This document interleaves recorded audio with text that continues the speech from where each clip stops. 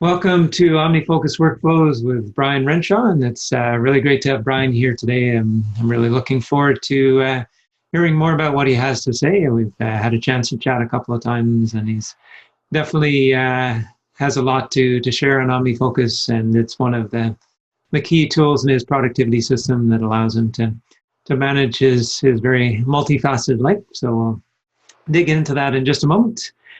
Just before we get to that, I wanted to welcome you to Learn OmniFocus. If this is your first time joining a Learn OmniFocus event or watching one of the recordings, you're very welcome. This is a site I founded back in June of 2014. It was just after OmniFocus 2 for Mac was released. And at the time, I didn't really know kind of how much interest there would be in a site like this that's really focused in on a specific app. But it was really an overnight success. I had a lot of great traction right from the beginning, and it's going stronger than ever here in 2019. And the goal back then, and it still is to support people living a fulfilling and productive life with some help from OmniFocus and complementary apps. So in a sense, Learn OmniFocus is about teaching productivity in general. It's not just about OmniFocus, but the fact that everyone on the site, all the members are using OmniFocus gives us a common point of reference. So it's not just about talking about some best practices, it's about how can we actually use this tool and complementary ones to put it into practice. So we'll have another take on that as Brian shows us his workflows today. And I'm sure I'll pick up a few hints from my own system as well, which is definitely continues to evolve. And each time I have a workflow guest, I find I make at least a few little tweaks to the system. So really excited to see what the tweaks will be after today. And people have joined Learn OmniFocus from all over the world. Last count, there are people in 77 countries that have joined.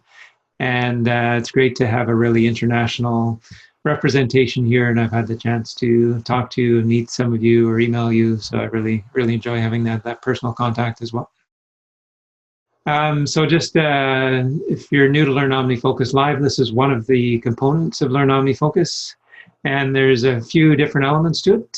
First of all, there's the theme sessions. So I'll talk about a couple of theme sessions that are coming up. These are around common themes and how you can use OmniFocus and complementary apps to really manage those effectively. Then we have workflow guests. So Brian is here with us today. We've had other ones, Rose Orchard and David Sparks and Krish Dini and others have been guests.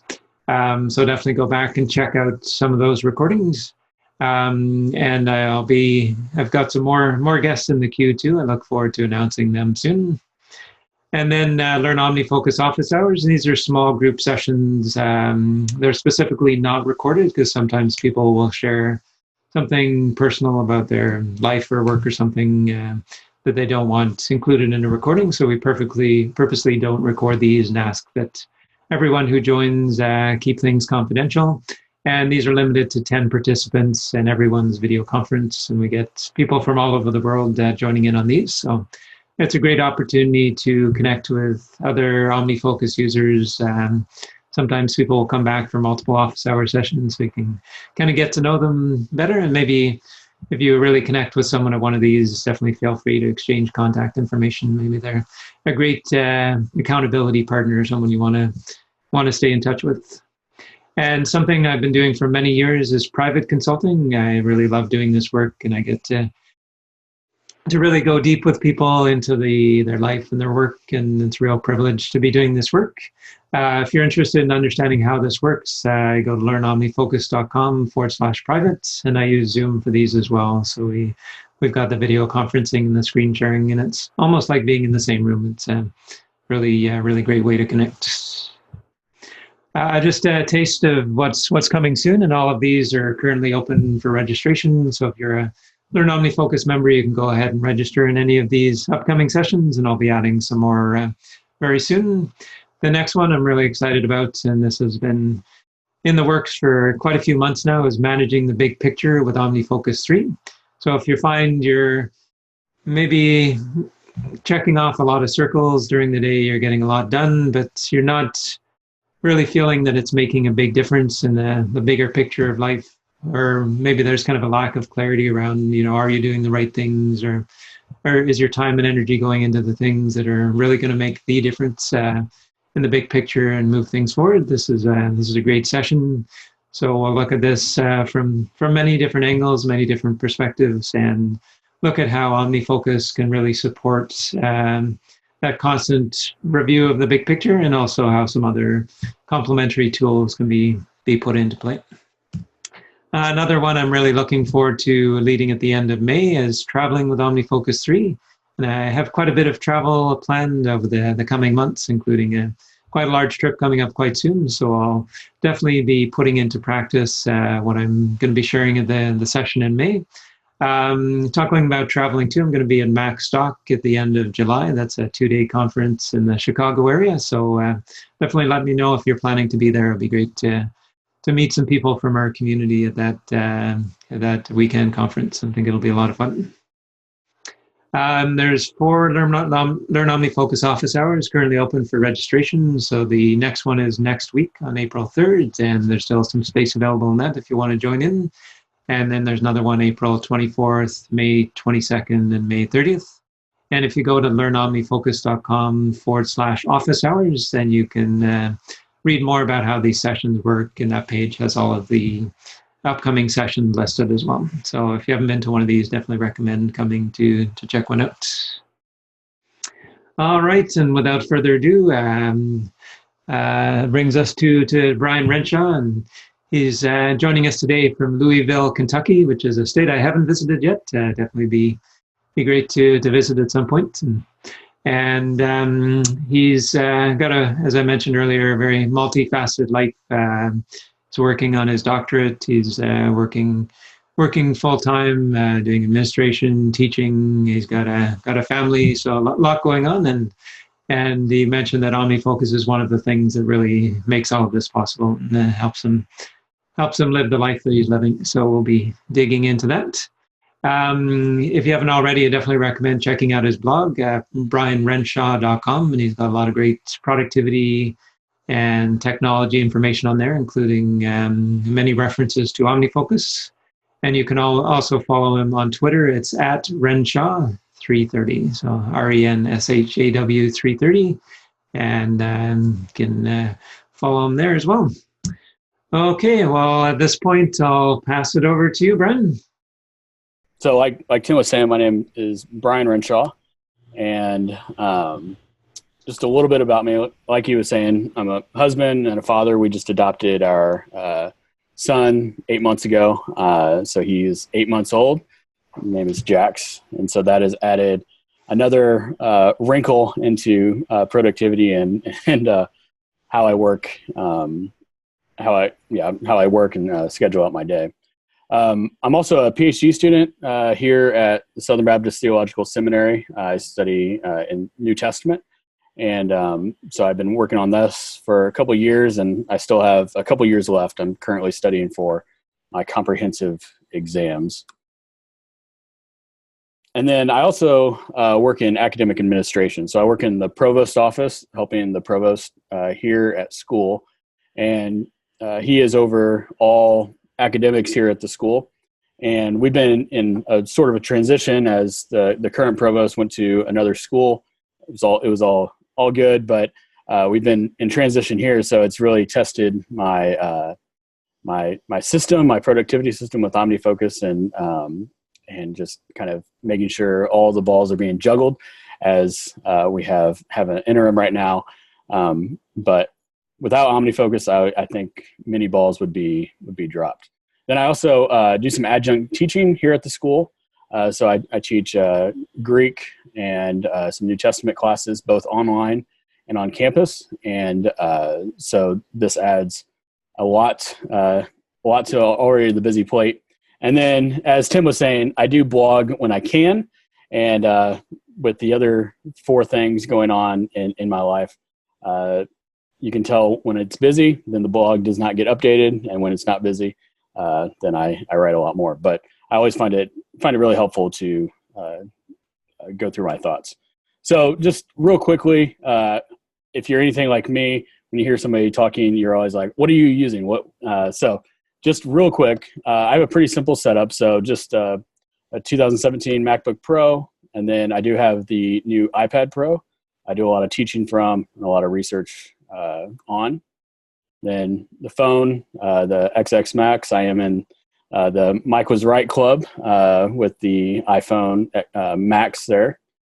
Apple Watch, and then for paper systems, I've been loving the Pano book from Studio Neat. I wish I had the great idea of making a sideways notebook and selling it. And it works absolutely fantastic. I love having it in front of my desk and to take notes throughout the day. And then I use a vanishing point for that. And then AirPods. I think that's like Apple's latest and or best product that we've seen. And so I have them in constantly throughout the day. So real quickly, before we get into OmniFocus, I wanted to talk a little bit about the basics of my workflow. And it's probably very similar to a lot of you guys and very similar to what you guys have seen online. So David Sparks has been one that I've read a lot and learned a lot from for OmniFocus. And obviously Tim, and then Karush has been helpful, and then Sean Blanc has been another one. So I feel like I'm kind of a combination of all these people in making it into my own thing. So this is just kind of the building block for everything, but always capturing consistently. I've found when things start breaking down, it's because I stop capturing.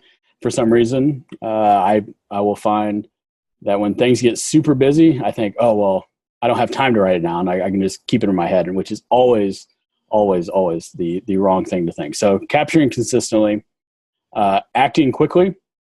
And so this is, for me, acting quickly to get it organized and get it set into a plan to be able to plan purposely. And so I try to keep my inbox very low and put things where they need to be, and then to be able to act quickly with that.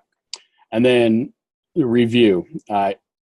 So the GTD system of reviewing once a week, I find I need to review almost every day to review projects. And I was talking to Tim earlier. The review aspect on OmniFocus is absolutely key for me. Just hitting that review button and just going through projects.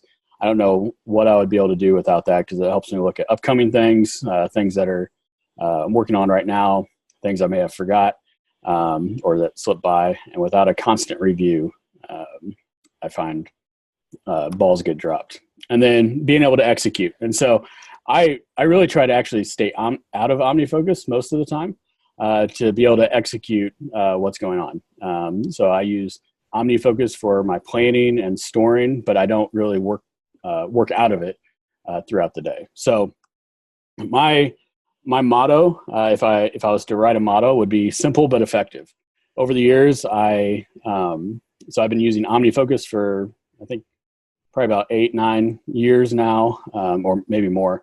And I've gotten super complex and trying every workflow, every kind of shortcut, every trick in the book. And as my life has gotten busier, I have found that the more simple that I can do, even if there may be a slightly quicker way, but if it's not simple for me, I find that when things get really busy, then it starts to break down. So I try to find as simple as I can go, but still be effective. So real quick, capture methods. So OmniFocus inbox on all my devices. If I am in a place where the OmniFocus, if I'm like taking notes on things, I'll use drafts, both on the Mac now, which has been really nice to have drafts on the Mac, or I use it on my iOS devices. But I really try to avoid pen and paper for capture. I've gone through different kind of rhythms in my life, and for a while, pen and paper I thought was really helpful. I was getting off electronics and everything else, but I always found that I never could capture and then act on what I captured. And so I now basically have a motto that I don't capture anything on pen and paper. I always put it on my phone. If I'm having a conversation with someone and they're talking about something to do, I used to think it was rude to get out my phone. Now I just politely say, hey, let me write this down. I'm going to take a note on my phone so I can do this for you later. And so I try to acknowledge that I'm bringing out my phone with them, but for the purpose of taking a quick note, then I put it away. And so I actually try to avoid pen and paper for capture. And then email. I probably hate email as much as the next person, but unfortunately, especially in my work environment, email is absolutely vital and gets used a lot.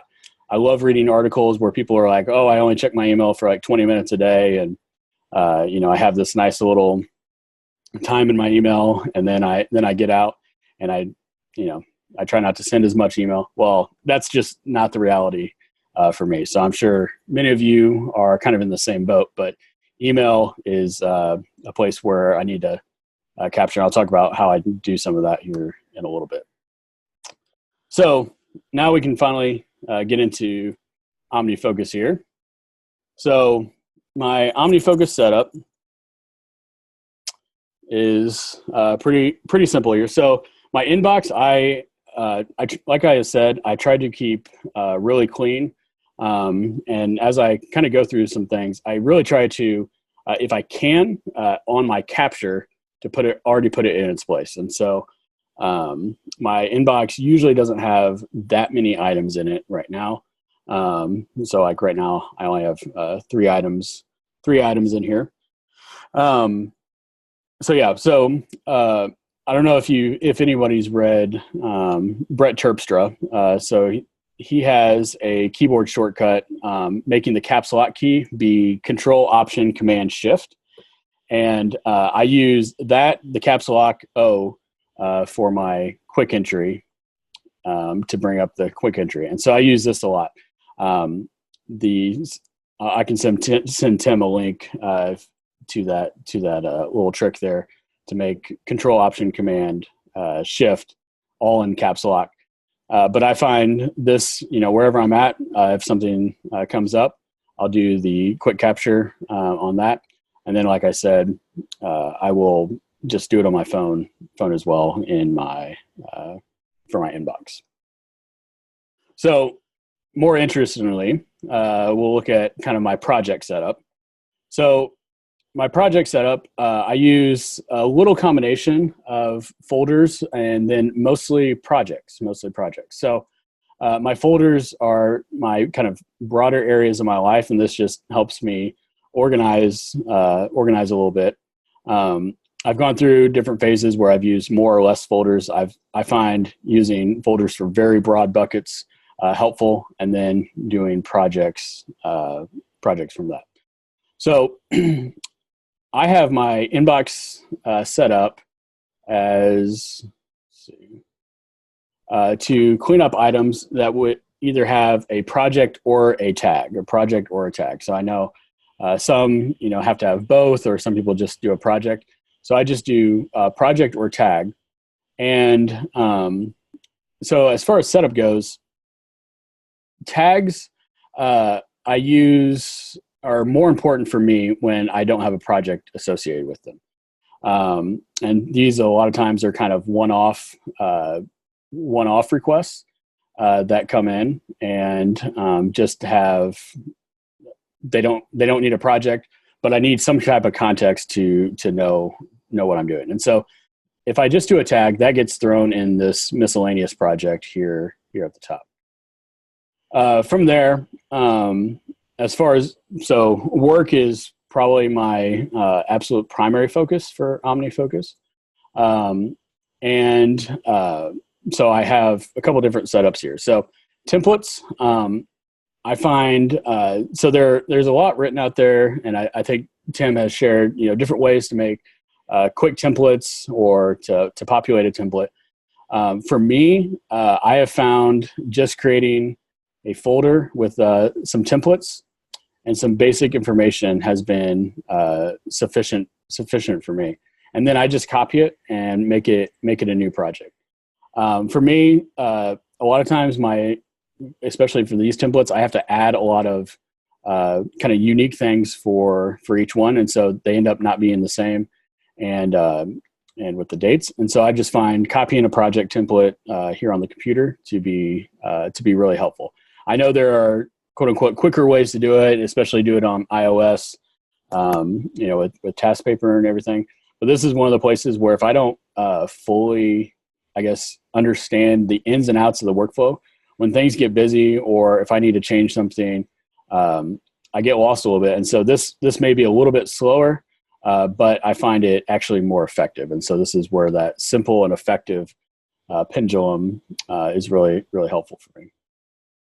And so you can see I have 3 templates here.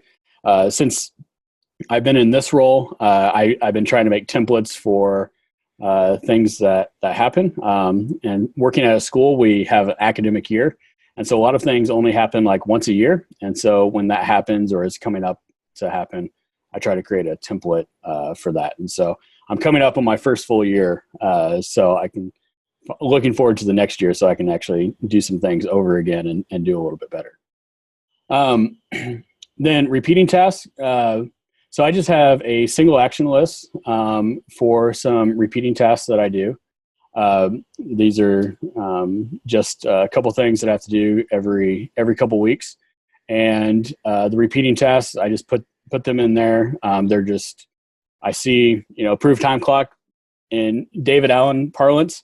It would say, well, that should actually be a project because I have to like open the web page, approve certain things. But for me working, when I see approved time clock, I know exactly what to do.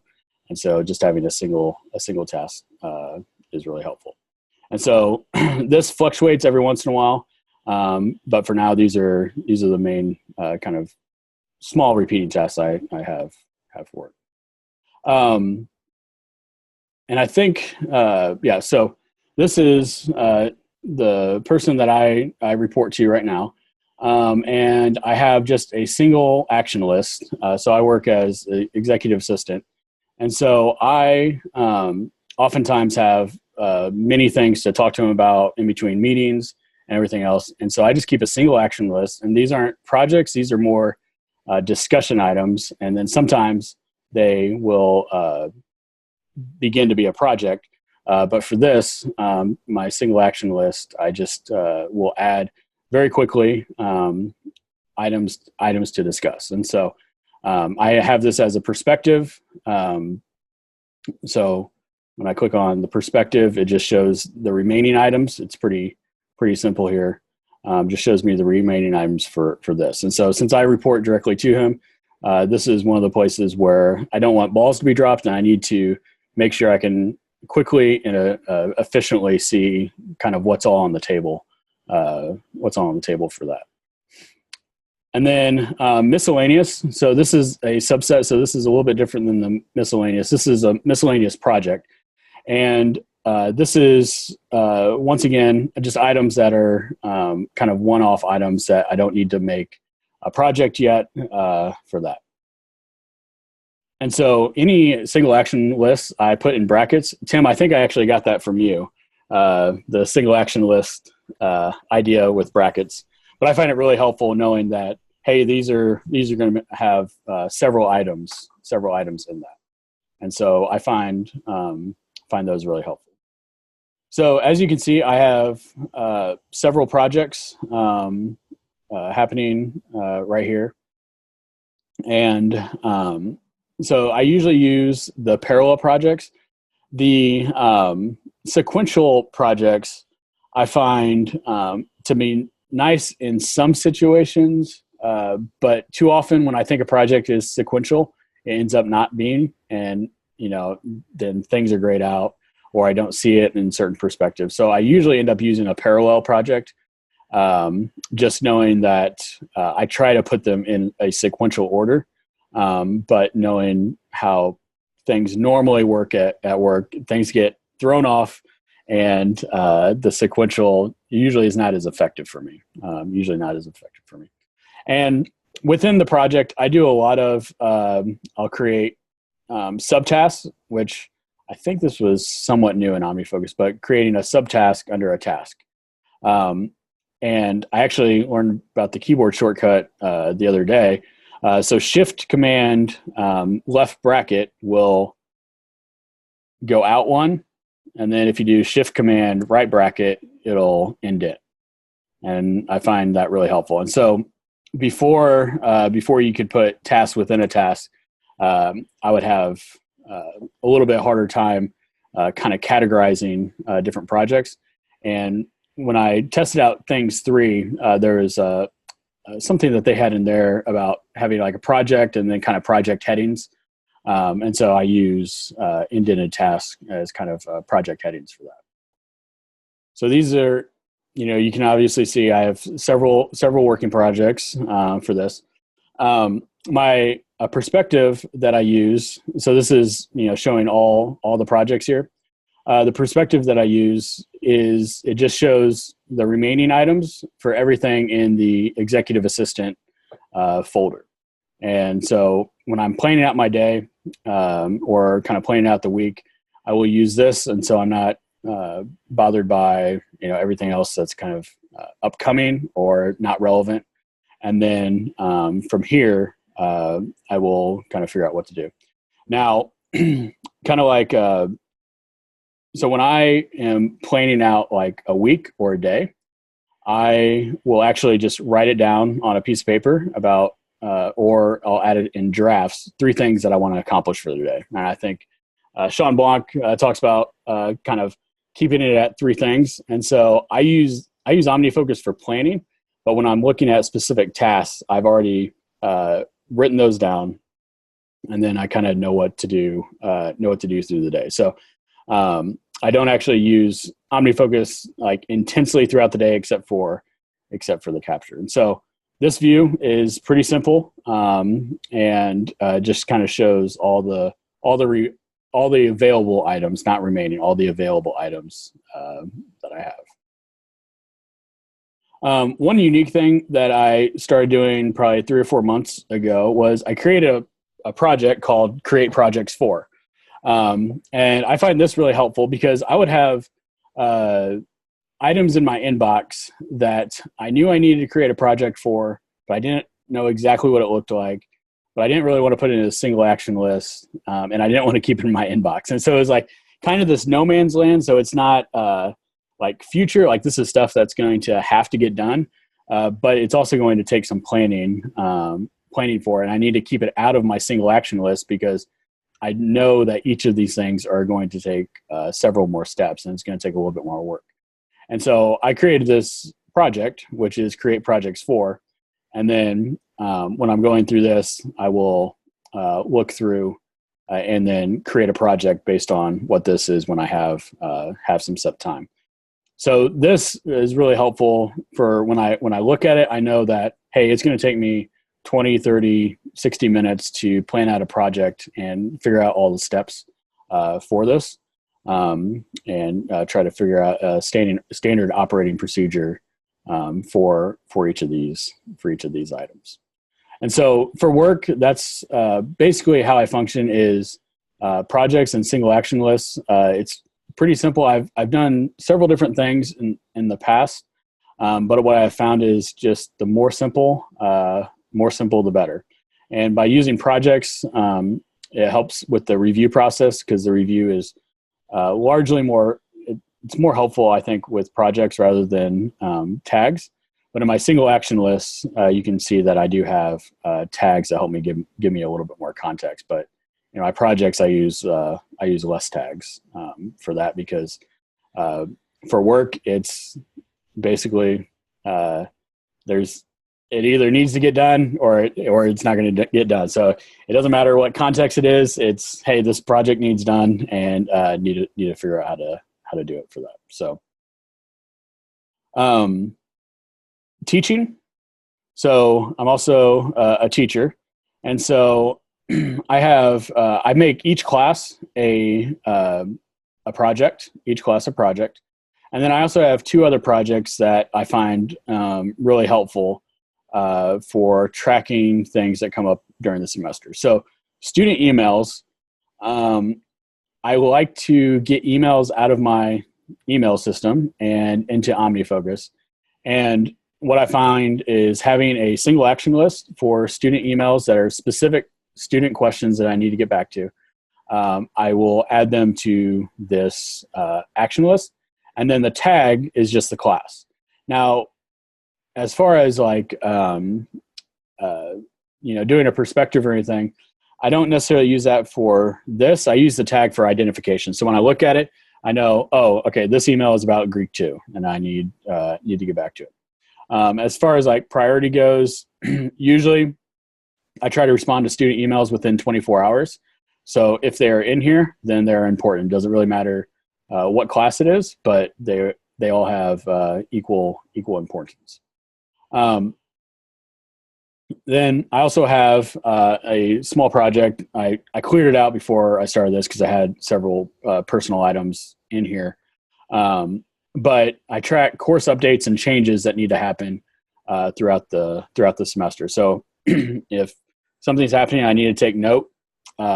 I used to try to keep like an Evernote notebook or something in drafts, but I found that those would get lost and I wouldn't actually take action on them. So I created this course updates and changes, and I will add notes that I either need to change, or if it's an online course, our online department, that I can send them kind of a summary at the end of the semester and say, hey, these several things need to be worked on.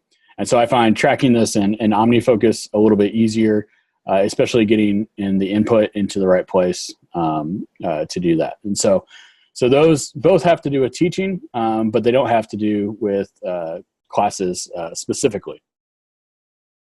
And then, like I said, each class, I make it a project. And then as the semester goes, so these are upcoming classes in our second eight weeks.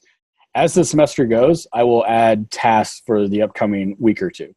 I found I used to spend a bunch of time kind of laying out the course schedule in OmniFocus, and then everything would have like perfect due dates and defer dates. And, it was one of those things where it looked like I was proud of it. When I was finished, I was like, okay, this is awesome. I have my course schedule. I am ready to hit the semester. And then if you've ever taught before, the semester hits and everything kind of goes up in the air and you have to change schedules. And then I wouldn't have time to change it in OmniFocus. And so what I find is to just kind of set up a basic structure like this, just so I know, kind of week to week, when it is.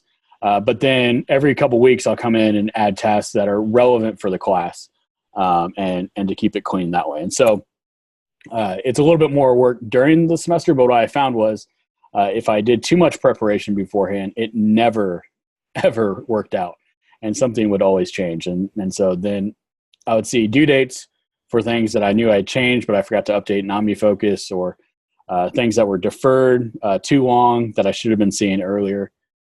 And so I basically will work off the paper course schedule and then add to OmniFocus as I'm going along things to do. And so if in week 1, if I need to add, send out updated announcement, and if I needed to do that by a certain date, I try to keep my due dates where they can't be changed. And so this is one of those where it's kind of in the middle, where it's not like a hard due date, but it really needs to be out by like Monday. And so for teaching stuff, I will go ahead and put a due date for that. But like I said, I've gone back and forth, but I think actually doing it as I go to be much more helpful. So then in kind of my personal section, a couple things that workflow wise that I have found helpful. So I used to throw any article, like I'd see an article on Twitter and I'd say, all right, I want to read this later. And I would throw it in OmniFocus. And then I would look at my OmniFocus and it would have, 50 articles that I was never going to read. So this project that I use, and I'll show you the shortcut that I have on iOS. I now just throw any article that I think potentially I want to read into Instapaper. And then from Instapaper, if I'm not going to read it right then, but I know after a second look at it, hey, this is one that I do want to read, then I'll throw it in OmniFocus as a task. And so it's kind of a two-tiered system where Instapaper is where I can kind of junk it up, and then I can declare bankruptcy and end up archiving all the articles and then kind of start fresh.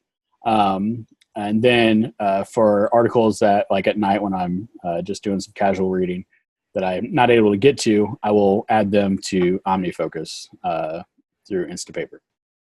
And related, I have some personal repeating tasks that get deferred till 5 p.m. every day. And so these things are just reminders of 3 different activities I like to do at night. If I have the chance, but I find if I don't have them written down somewhere, then they actually never get done. So check Instapaper for articles to read. If I don't have a reminder to check Instapaper, then I will go days without reading it or looking at it. And so I'll either read that, or like I said, the personal articles to read. And then I have I have a project task that if I know that there are some in there, I can go look, click the link to the project, and it'll take me right to the project, and I can see the list right there. And if you're ever wondering, you can right click and do copy as a link for a project or a task, and then OmniFocus will create a link right to that, which is really helpful if you're in other apps, especially, and you want to reference a project. You can copy it as a link there. So those are my personal repeating tasks. Like I said, they're deferred till 5 p.m. And then I have them on a today tag. So my today tag is, like I said, I write down my 3 things to do throughout the day. But sometimes things come up that I need to remember to do today. But I'm not in a place to write it down, and not at my desk. But I need to make sure by the end of the day that I've done them.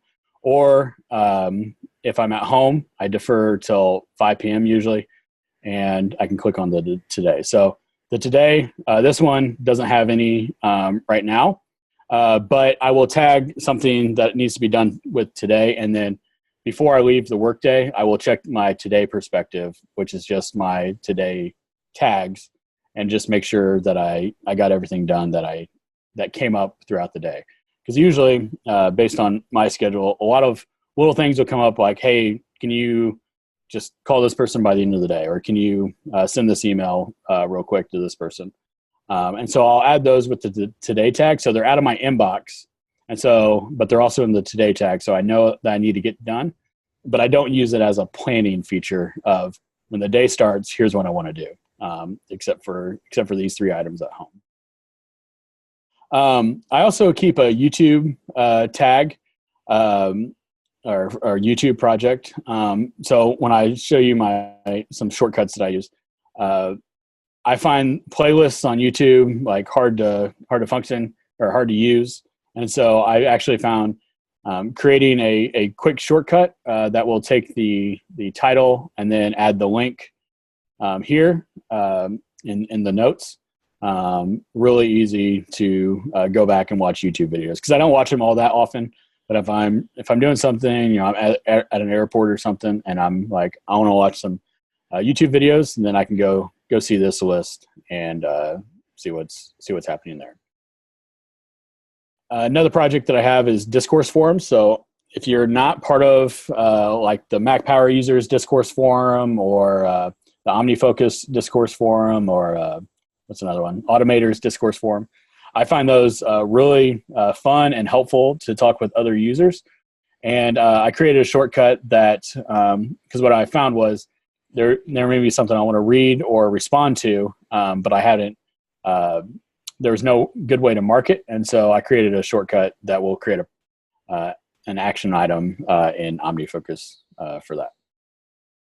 Then as far as school goes, my comprehensive exams, basically I have a lot of books to read, and it's just basically a list of books for me to go through. And then when I get in more details, I'll usually do that with some pen and paper, but this is to kind of track my overall bigger picture of what's happening for that. I'd be curious to hear what are some what you do with things like ideas, and someday maybe things you might do. Do those ever end up in OmniFocus, or do those exist separately from They OmniFocus? they exist separately. I try to keep OmniFocus more in the within the year type projects, because I found having these big ideas, I would not necessarily look at them, and then they would kind of clutter up everything, or I would defer them or have perspectives that I would never look at.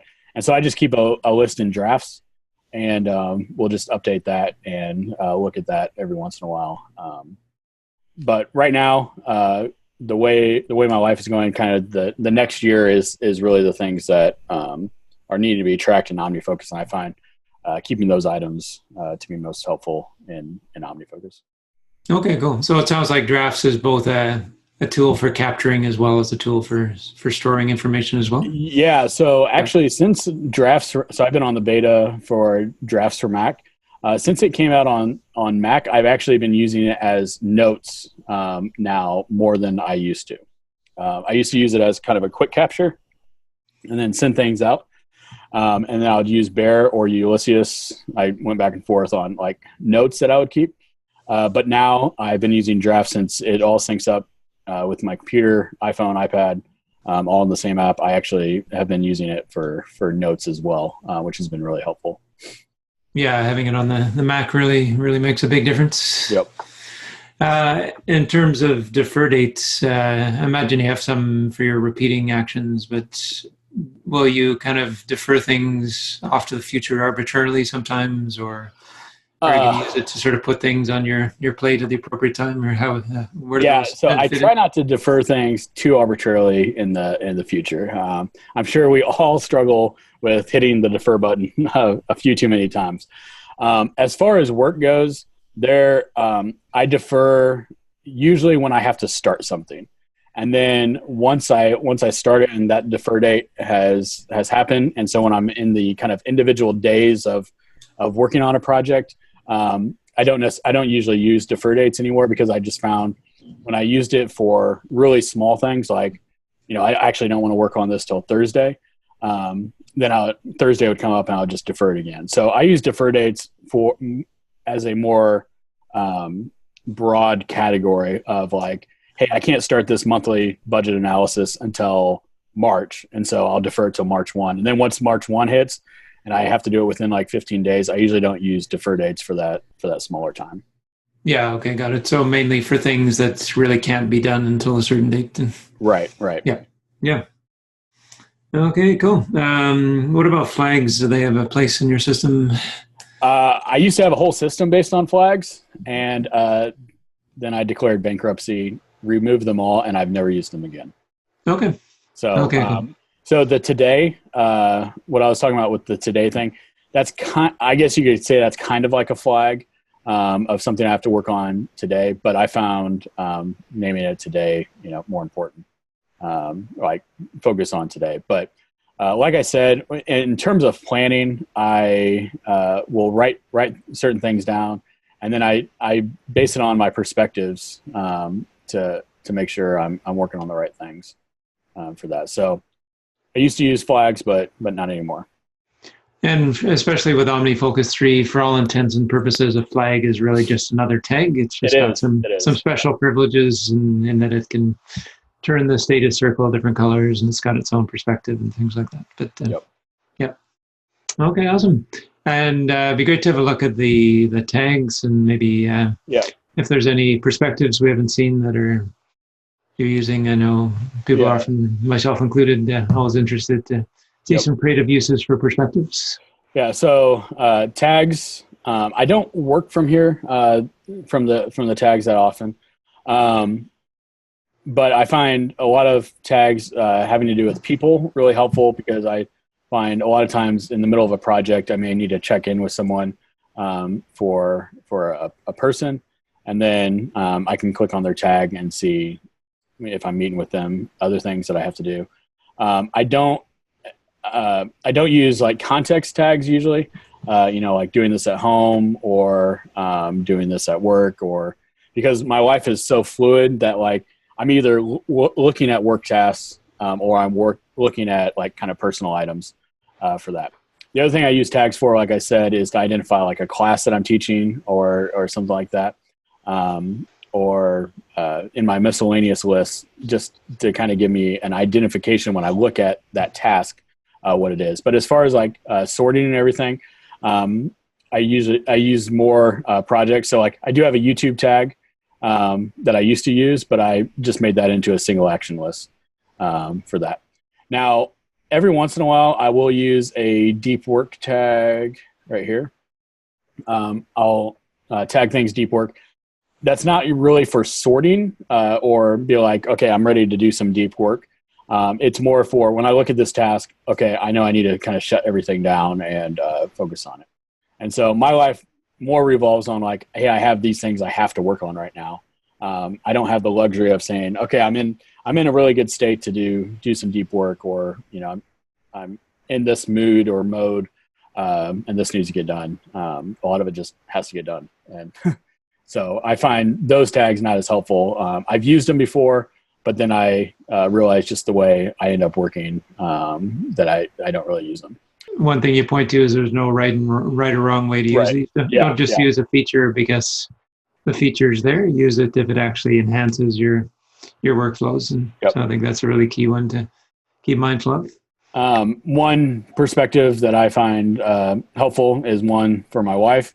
And so I'll add, I will tag her name, but then I have a perspective. I can just click on that. So like when I get home, I can just make sure, hey, there's nothing I need to follow up with for that. And then, my perspectives are pretty simple. Like I said, I've been on a journey of using OmniFocus, and I think at my stage right now, I'm on the more simple side. And so a lot of my perspectives are just like, hey, here's this project or these types of project, and what are the remaining tasks? And then I usually just go to the project list if I'm going to plan or look ahead for, the next 6 months or something. Do you use any sort of time blocking or Pomodoros or anything like that? Or is your work I wish I had you in a lot of different directions? I wish I had the luxury. So reporting to someone directly, and then also having my own projects needing to work on. I will, if I know kind of during the day, hey, I can take away this hour, I will actually get out of my office, and there's another older office that is kind of like a storage area that I'll actually just take my laptop and I'll just tell our administrative assistant, hey, for the next hour, I'm going to go work on this project. And that'll be kind of my time blocking, but it's really on putting out fires throughout the day. There's so many of those that I can't really do it on a calendar. But I do try to take advantage of looking ahead and say, okay, hey, I have an hour. I think I have an hour. I'm going to go work on this. And then half the time I will be in the middle of it, and then something will come up that I just, at the end of the day, I have to go do. And it doesn't matter if I'm focused in a project or not. So. Yeah, makes sense. And some jobs are just like that. They're by nature really unpredictable. Yeah. It would be really nice if I could time block. I would love to do that, but just the nature of this job doesn't allow for it consistently. Yeah. Okay. And in general, it can be useful maybe to time block outside of work too. Sometimes it's easier to time block in personal areas of life for things like weekly reviews and that sort of thing. Yeah. So when it comes to school stuff, so I usually try to work on things from like 4:30, 5 o'clock in the morning until about 8 or 9. I will time block and kind of write out what I'm going to do for that. And so for personal, I consider basically any personal stuff for school deep work type idea, and I will kind of write out a schedule for that. But as far as work goes, there's no chance for time blocking. So I've really enjoyed. So I never used the workflow app, but I've really gotten into shortcuts more, and I've kind of gone different ways with shortcuts. I used to kind of download every shortcut that I saw, and then never use them. And so now my shortcuts are more on the simple side. but I find them actually more effective for the way I work. So a couple that I use for OmniFocus. So a simple one of OmniFocus to the inbox, and it's just a simple. I think Tim, you have one of these posted on your Siri shortcuts page, but it's just an ask for input, and then using the task paper language, it'll just automatically put it in my inbox. So that's a simple one. But it's sometimes nice to stay out of OmniFocus when I'm adding a task and just do it via a shortcut there. I was talking about my direct report. So this will send it right to that single action project. So you see under the project name there in brackets Hall. And so this is when I need to bring this up to my immediate supervisor. And so this will just automatically add it to the list. And this is one of the places where I was saying I try to avoid sending things to the inbox when I can. And so this just skips the inbox, puts it right there.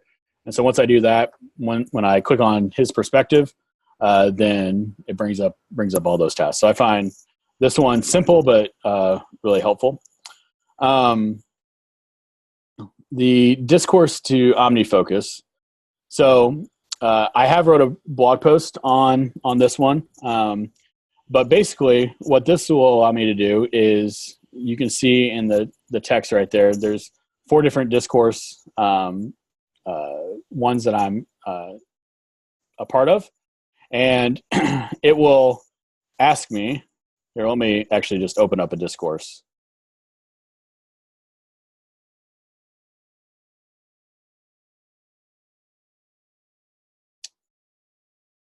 All right, so let's say I want to read or respond to this article later.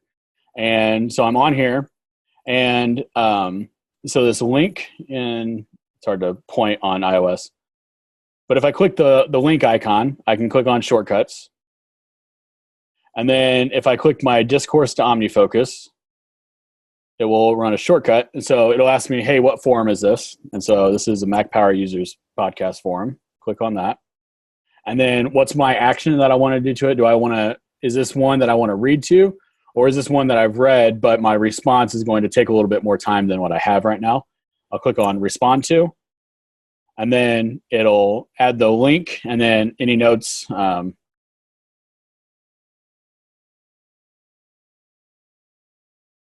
So maybe I want to also remember to reference your website. I click on done. It'll run. Take me back to the discourse forum. But if I go into OmniFocus and I go to my discourse perspective, you see that it's added, let's see, the second one, respond to options for saving good articles. And so when I clicked respond to, it automatically created a task that had it fronted with respond to. So I know when I see this, then I'm going to respond to. It created a tag, Discourse Forum, and then also Mac Power Users Podcast Forum. And so when I click on it, you can see in the notes has a link to the post, and then it also has any notes right there for that. So I found this really helpful in actually being more effective in responding and reading discourse posts. And I'm sure you could use something similar for other websites or tasks that you have to do. So that one I find helpful.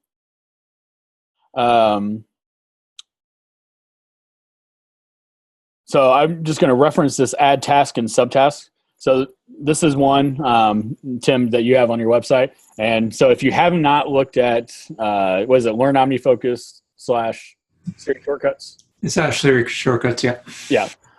So go there. This add task and subtask is really helpful. So what it allows you to do is you can do your main task. And then if you have subtasks,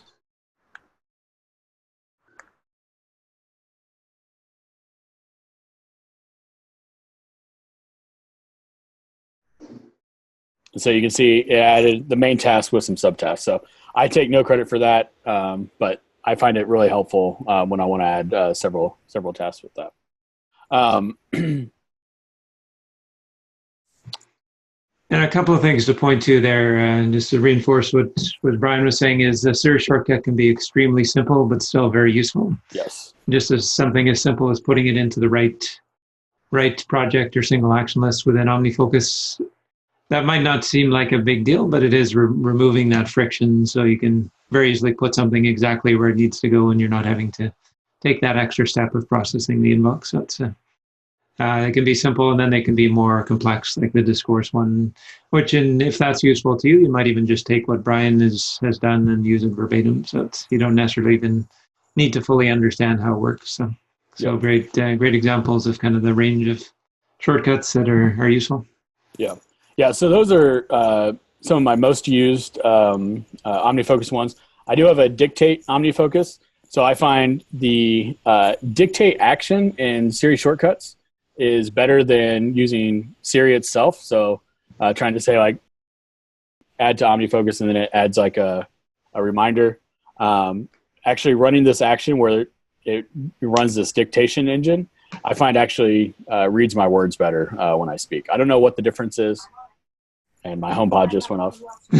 There we go. And speaking of triggering things by voice, right. Do you trigger a lot of these by voice, or do you go into the Siri Shortcuts app? I go into the Siri Shortcuts app. Yeah, okay. Yeah, so I actually don't use her that much. But every once in a while, there are some things when I'm driving or something that's really helpful. But one of the most helpful things I have found with shortcuts. So this is a little bit outside OmniFocus, but it's really involved with my productivity system. Is sending emails. So if there are set emails that are sent to kind of the same people that have like a similar template, I've created several things. So I created a demo. So this is when I have to send an email to like our 60-some faculty members. I run this shortcut, and it allows me to make sure I have all their email addresses, do it on iOS so I can do it really quickly, type in drafts in Markdown, and then send it without really opening up the mail app. And so I have a text list that has a list of all their emails. Now I could input all their emails in a shortcut here, but I find reading a text list is one, really easy to edit and change email addresses or remove them. And two, if I have a different shortcut that's sending to the same people but has different text that needs to go in it, then I don't have to re-put them in this send email function. And so here, it just reads the text file and sends the email. So I'm going to show you this process real quick. So it'll first ask if I need to type in drafts. The reason I would not need to type in drafts is I already typed it and I copied it. So it's going to take what's on my clipboard and bring it in here. So let's say yes.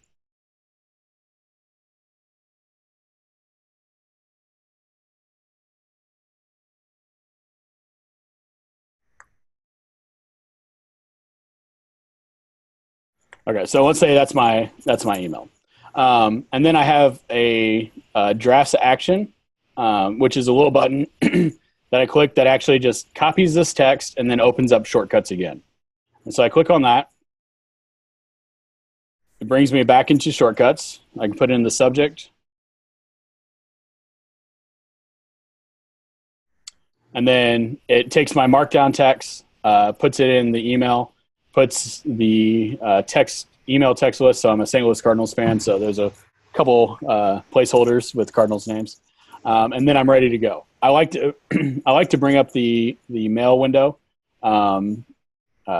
just so I can see it one last time before sending it off, and then I would hit send, and then I'd be good to go. And I never had to open up my email client, and I know who exactly it's going to. So going through this process of opening up drafts, typing up the email, coming back to shortcuts, putting in the subject, and being able to write in Markdown has been really helpful. And some of these things are easier to do on the computer, or you can do on the computer. But doing this with iOS is a very systematic way of sending email to lots of people, to the same types of people for that, and be able to type in drafts. So I love being able to use drafts for that. And I suppose you could actually write the email on your Mac with Drafts for Mac, and then then you just have to go back to your iPad and hit the button. Yep. And so the nice thing about going back and forth between shortcuts and drafts is, even if I already had it typed in there, I can still just go find it and then click on my little shortcut to copy it, and then go. And so I have a blog post on actually outlining how this happens, so I can send it to Tim. Yeah, okay, that'd be excellent. Yeah, and that's one where it's so easy to get kind of sucked in by those emails that have landed in your inbox. So this totally bypasses that, and I can definitely see the value in that. So, and you could even get fancy. You could have like an OmniFocus action created as part of that action if there was something you needed to do after sending certain emails. So I could see how OmniFocus could be added into the mix. Yep, absolutely. Yeah. Or you could even have an OmniFocus action to send email X that could trigger that shortcut to run. Yeah. So it's Yep. Okay. Sure. Yeah. So in OmniFocus, I will, let's see.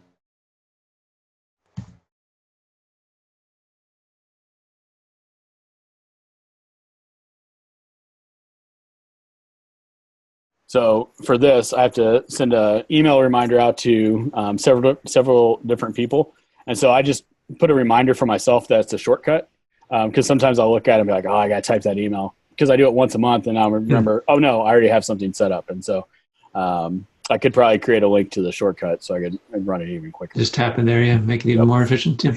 And I suppose you could have, within drafts, you could have templates of these are the typical kind of emails you send, and and just use that as a starting point. Yeah. Yep. So I do that.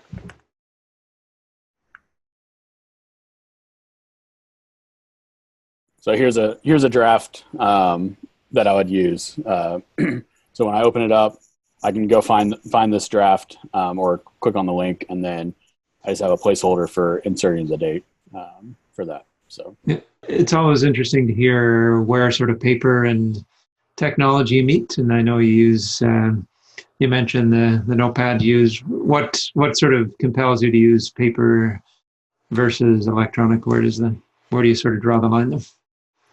So I use paper if I'm thinking through things and I need to kind of write it down, or just kind of do a draft. And so when I'm kind of planning out my day, writing the three things down on, I have a little notebook cards or note cards that I will write it down on. I just find that separation from tech and thinking through something to be helpful. But honestly, for the majority of things, I do end up typing, unless it's kind of a thinking process. I find that paper is helpful for thinking through things. Even writing on the iPad Pro, if I'm doing kind of a process, I find it helpful to do on paper that I'm just going to throw away for that. Any other apps, any other productivity apps? I think this is kind of getting to your question, Adam. I know you mentioned drafts and OmniFocus. Are there any other real gems there that complement those two? Yeah, so I use Do a lot, the little alarm.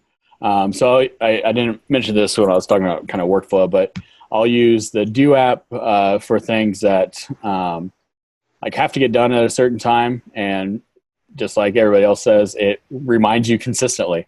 And so I will use that a lot. On iOS, I use the app Copied a lot as a clipboard manager, and so I have that on my Mac as well. And a lot of times I'll be able to go through and I'll just use the copied keyboard to paste certain items. But I find that a really simple clipboard manager, which unfortunately iOS isn't the best at, but that works well for kind of syncing. On the Mac, I use actually Flycut as my main clipboard manager. It does everything as you can see. And so it does it all in plain text, so it's a really helpful clipboard manager. I find it very simple and clean, but it doesn't sync between Mac and iOS, so I have copied running on my Mac, but I don't usually use it that much, but it will pick up everything that I'm doing on my Mac, and so it's on iOS as well. But Flyka is the one I use on my Mac.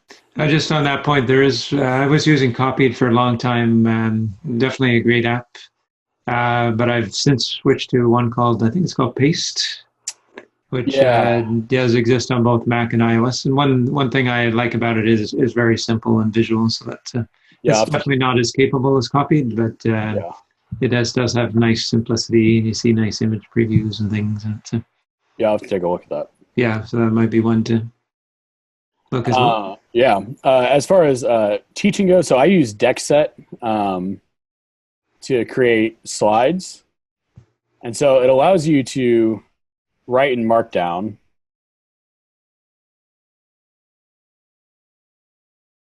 And there was a question about actually what font you use for the presentation. Yeah, so the font was IA Writer Quattro. So IA Writer has fonts on their website. So I actually use IA Writer just for writing slides. I like to have a separate app for writing slides. And so, it's a site from the people that make this app, this writing app. And I do like it. It's a little nerdy, but I figured for this context, it'd be good to be a little bit nerdy. Yeah, nerdiness is welcome for sure. Yeah. So, DeckSet, if you haven't heard of DeckSet, so on the left is my presentation. And so you can see it's just in Markdown. You can add an image and everything else. And then it just reads this and creates based on your template, which they have tons of different templates. It's really, really fun to use. So like I could just change, and then it just changes my template all the way through consistently for that. So I find being able to write my slides in Markdown and using DeckSet to be great. If I'm presenting from iOS, I just export my slides to a PDF and do it that way. Okay, cool. Adam was asking do you use anything like streaks, for instance, remember daily scripture study or prayer? Are there any sort of habit tracking things you put into place, or is Do kind of your solution for that? Yeah, Do is kind of my solution for that. I've tried using streaks, but I think it being digital just kind of messes me up on tracking. For certain periods of my life, so like when I was learning a language, I would actually just buy a little paper calendar that I would keep on my desk, and I would do the Jerry Seinfeld red X for each day that I did it. And I found that to be really helpful. But as far as like streak apps, I download them when they come out, I play with them, but then I never end up using them and haven't found them that helpful. If I'm doing something like that, I find a physical reminder to be more helpful. Yeah, nice. And I think sometimes it's good to remember. It's easy to get caught up in the technology and realize that putting your bag by the door so you don't forget it sometimes is as useful as coming up with a complex workflow to make sure you're reminded exactly about those things. So, yeah, as my electrical engineering professor used to say, don't use a microprocessor when all you need is a transistor.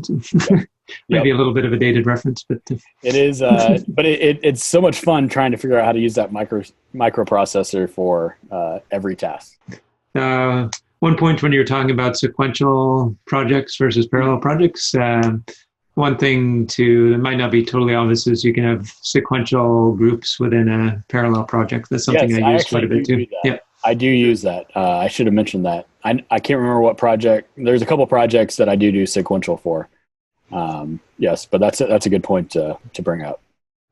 Another nice thing about groups too is I'll probably talk about this in the travel session is sometimes you just have a bunch of things that can't be done until the day before you leave on a trip, for instance. So just having those all in a group, deferring the whole group, can be just a nice, convenient way of keeping those separated out and keeping them off your available list till then. Yep, that's really helpful. And thank you so much, Brian, for joining us today. And I really like your emphasis on simplicity, because I know it is easy to get overly complicated in these things, especially if you enjoy the tech side of things. So it's been really interesting to hear about your own journey and where you've landed on that. And definitely keeping the inbox clean. I really like how you emphasize that as well too, because there's so much benefit to just keeping the input to the system clean, and that's really part of keeping it relevant and trusted and so forth. Yep. So thanks again, and thanks to everyone who joined us live and for the questions they had.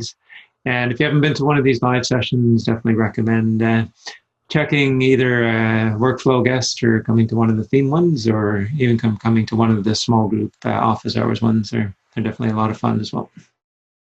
Well, thanks, Tim. I've been enjoying your website since you launched. I think I've been a member since day one. So okay, awesome. It's been exciting. I feel very much an amateur presenting on here. You have a lot of really good guests, and you do great work. So thanks again.